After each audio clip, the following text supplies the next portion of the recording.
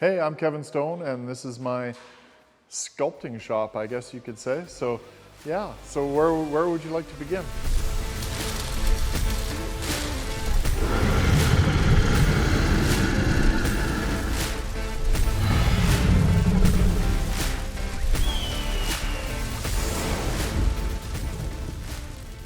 One of the first tools I started off with was to build the T-Rex. This is a car rotisserie, so this is what you would use to mount a car and flip the body around to do all the body work and metal work and painting and stuff like that. It allowed me to start the head process on here, build it on here. It rotates, so I can actually rotate it to do welding and stuff like that. And it's expandable, it grows, so you can actually unbolt things and make it grow or make it go up and down. An awesome tool when you're building stuff to this scale. So that worked out really well. Yeah, so moving on, I had my toolbox at home and I needed tools here. So really I don't have any tools at home anymore. All my tools are here, so they're all in that box now. Behind the screen there, I've got a drill press. I don't really use the drill press a whole lot.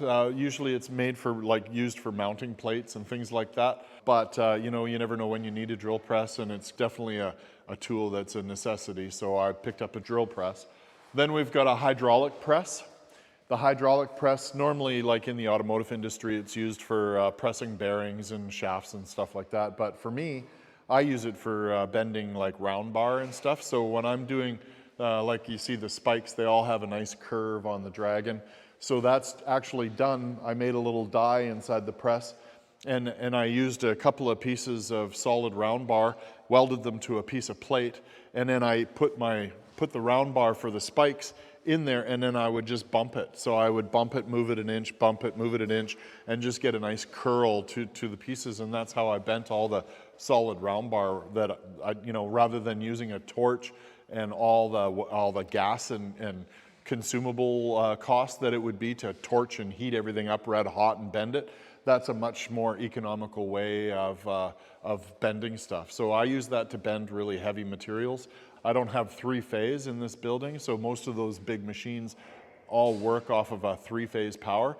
And so I can't buy those and purchase those big machines without re-engineering the whole shop that I'm in, or relocating to a shop that has three-phase power. And so for economic purposes, it's a great way of bending heavier material, and that's what I use that for. This was one of my last purchases. I was waiting for this to come in. Box pan brakes, obviously they're quite large. This is an 8-footer. It allows me to put a whole sheet in there and bend it at a 90-degree bend, but it's also a box pan, so you can remove some of the dies and allows you to fold up the sides and then still bend and actually make boxes out of them. They're not cheap, but this is an offshore brand from Magnum. The equivalent in like a ballet tool or some other modern tool, they can run as much as $16,000. And I think I only paid half of that, about $8,000 for that tool. So it pays to shop economically for the tooling. This piece here is a 1910. It's from 1910, so it's over 100 years old. It's about 112 years old. It's called a speed hammer from New York. It's a power hammer. This used to be used back like 100 years ago for straightening bumpers. So if you were in an old Model A and you crashed into something or crashed into another car and bent their bumper, this machine would be used to hammer all the dents out of your bumper and straighten it so you could get it re-chromed and stuff. So they would have had a big thick leather belt driving it, and you fire up the motor, and then that would have driven the leather belt, which would have spun the crank, and then once the crank's spinning, you engage the crank by the clutch. So it's a pretty neat old machine, but it's been converted now with modern pulleys and an electric motor, and it runs off a 220 power, and it's awesome. This wooden piece is the way these were designed. It's got a big heavy leather front piece, and this helps absorb the shock. So they used wood rather than steel to help absorb the impact. What happens if this is replaced with steel is that hard impacting starts to wear the steel out, and then the pivot point of the steel starts to become sloppy and break or bend over time. I broke the very original one that's been on this machine for 100 years. I recreated the wood and I used oak, thinking oak would be strong enough, and it broke probably in the first half an hour of using it. And I was like, well, why did it break? What's going on? And then I talked to a friend of mine who has a woodworking shop, and he's like, well, white oak is pretty strong, but it's not like, you know, maybe try something like they use a baseball bat. So we made this out of hickory, and this is out of hickory wood, which is used in baseball bats.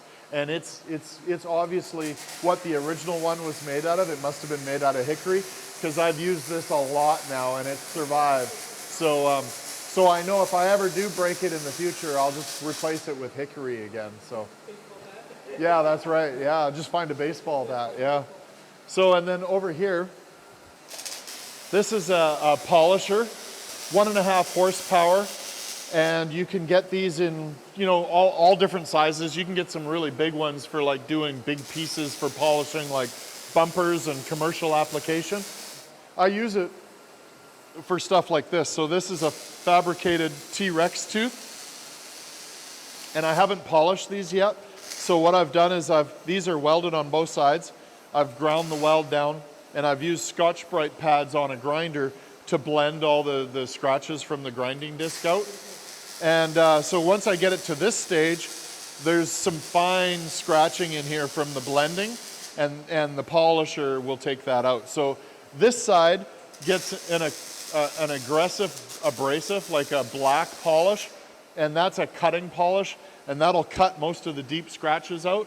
And then I'll go onto this side with a white polish, and I'll dress it with a white polish, and then do the final polish on here, and that'll give it that nice mirror finish. These teeth can't be put into the T-Rex until the tongue is finished. So the tongue is so big that it won't fit past the teeth. So I have to build the tongue, put the tongue in, and then I can put the teeth in afterwards, as just kind of the steps that I have to take to do it. This is kind of a cheap version of a Planishing Hammer, and really it's just an air hammer that's clamped into a C-frame. This shaft goes up and down to allow you to put different amounts of pressure on your tool. And this die, I'll go down a little bit. There's a little set screw here that you can lock these in. They have a groove to lock them in. And you can have a flat die, a crown die, or like this one where it's almost a spherical die. And this really puts a lot of shape into a piece of material, especially soft material. What this does is more of a finishing hammer. So my big hammer that I just showed you, the big power hammer, it'll stretch and dent the metal really fast. So when you have all that metal stretched and dented, you can come over to this die, and this hammer hits really, really fast, like brrr, like just speed hammer. And that will plenish all those big dents out and soften those dents, and it'll help stretch too, but what it does is it blends all those dents and smooths out the metal.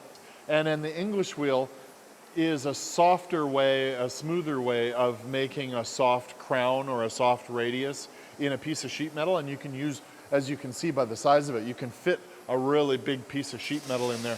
So if you want a sheet metal, a big piece, to curve this way and curve this way so it stiffens, that's what that tool is used for. It's for smoothing and for putting soft crowns in larger pieces of metal, and it's a great tool. Always have to have a pedestal vise. So the vise, I use the vise to hold tools, and I have an assortment of dollies. As you'll see up on the wall there, you can see a whole stack of dollies on the wall, and I hold them with the vise, and then I can take a piece of metal, I can put it over the dolly, and I can hammer while I'm trying to fit it onto a piece. I can actually use that to manipulate and bend and shape stuff with.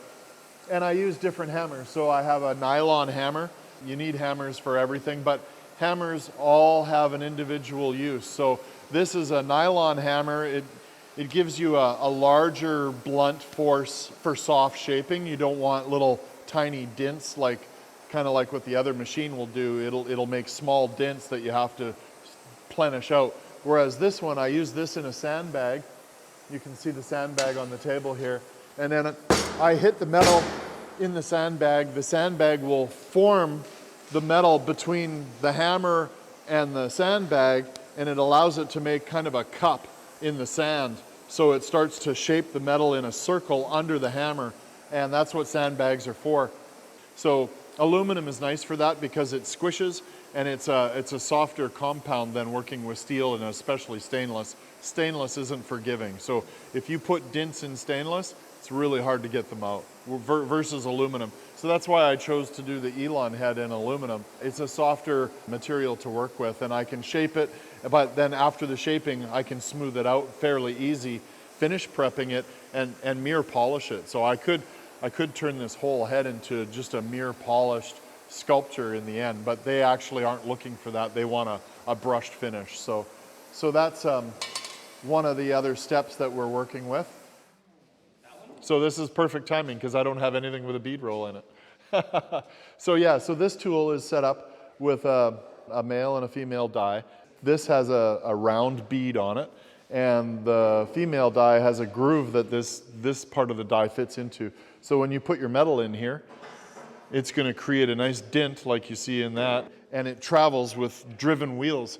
You can turn corners and you can do straight lines, whatever you need. And what the bead does is it can be used for aesthetics and looks, but it also takes a floppy piece of metal, and when you put that pressured bead into it, it stiffens it up. So when you see like the floorboards of a car or things like that, you'll see those beads rolled into them and formed into them. Now in the automotive industry, they're mostly stamped, but back in the day, they were all put in with these type of tools. And when you're customizing cars, these type of dies are used to make all the forms and shapes for cars. So that's what this tool is. This is a powered bead roller. So here we just have a small belt sander. Belt sander is indispensable. I use these things constantly. I was unable to get a belt sander that I like to use. It was called a Bee, B-E-E, and they are made back east in Canada, and they're a 3-inch by 100-inch belt sander, and they're quite noticeably more industrial. They're bigger than this, more powerful than this. This is maybe 2 horsepower or something like that. The Bee is 5 horsepower. You can put heavy metal up against it and lean into it and it won't even slow down. It's a real beast. But the guy that builds them is kind of retiring and doesn't want to build them anymore. And I even actually had the company that I had bought mine off of, my old one off of, try to convince him to build one more, but he wouldn't do it. So this is just a Magnum from KMS, and locally I couldn't find any industrial belt sanders that weren't 3-phase, so single-phase belt sander is important because I can plug it in anywhere. Big industrial ones that are 3-phase, there's just not an option because I don't have the power for it. So it works good. I mean, it's pretty powerful. And I use it for taking all the burrs after I'm cutting the metal. I'll just come over here and quickly just run the edges around it and clean off edges and surface imperfections with it. And I'll even fire it up and sharpen my tungstens for my TIG with it if I'm in a hurry. I don't want to go use the grinding stone. I'll just quickly sharpen it on there. And then this is another piece that I use quite a bit. So this is just a hand roll. I'd like to get a little more powerful foot pedal roll. That's maybe a 220 powered roll with a foot pedal. But for now, this is really great. You can back it up and go back and forth, so it's nice for control. You're not just pushing buttons. It's got more control being handheld. It's not rated for real heavy material, so 18 gauge is fine for it. I can make most things with this that I need to shape by hand. And then what I did with the frame, I built the frame for this to sit on because it's a little heavier duty than what you can buy that this comes with. And then I welded a piece of bar on the front sticking out. And what this allows me to do is I can stick a piece of metal down in here, like those for instance. I can stick them down in here and then I can bend it by hand. So I can take a small piece or even a longer piece, stick it in there on a tighter space, and I can get a tighter radius. This is a larger radius, but if I need a little, instead of having a square bend, I want a small round bend. I can put it in here and bend it over the pipe, and it's just something that I can work with and do hand manipulation with, and it's really handy. That little bender, this is just a little hand brake So you can lift this up, throw your piece in there, and just lift this up. It's just a little manual brake. Again, very light duty. They call it a folding machine, and really that's all it is. You can stick your metal in there and bend small parts. You know, a simple small piece like this, I can just stick it in there, line it up, bend it, and it's quick production for small bends if you need to do just quick stuff. And it's an inexpensive machine that anybody can afford. I think a brand new one's only about $300, and it's a great handy tool for, we use it a lot for feathers and stuff like that. So we've got the torches, and these are invaluable. You know, when you're working with metal, you pretty much always, anybody that works with metal has to have a torch. So we have an acetylene oxygen. You can have a little bit colder flame and save some money. Acetylene's very expensive, so you can have a propane torch. It'll do the same. You can cut with propane. You can heat metal with propane, but it's a little bit of a cooler torch, and I prefer acetylene. It's fast, it's really hot, and mostly what I use it for, I don't do a whole lot of cutting unless it's really heavy, but I will heat things up to help shape metal. We use it for all the coloring, like on the Dragon, it's all heat treated, all the sheet metal has color to it, and I like to burn that color into it. So what Josh is doing right now is he's just bluing the metal for me, which allows it to put color into it. But it also softens the metal a little bit, and when we're hammering it, it actually helps put the dimpling into the metal. So now when you're heating this, just start in the middle and do about a foot. See how close I am? Once you start seeing color, lift up. See how it's lifting? Stay above it. Don't let it hit the torch. Okay, it'll put the torch out. This is his first time doing it, and the more he does it, you know, I just kind of let him kind of self-learn. Once you get them started and show them the proper way to do it, then just let them play with it and practice. And you know, it only takes a matter of time before they're comfortable with it, and they're able to just jump. Next time, you know, in a week from now or 2 weeks from now, I'll be able to go, Josh, can you do some heat treatment on the table? And he'll know that he can come over here, fire up the torch, and know what to do. So it only, you know, usually only takes a little lesson will go a long way, and then they can just grow from that lesson, you know. And it's the same with going to school as a student. As you learn from being a student, that'll stay with you your whole life, and you just grow from there, right? So. Hope you enjoyed the shop tour. To support this channel, remember to like, comment, and subscribe.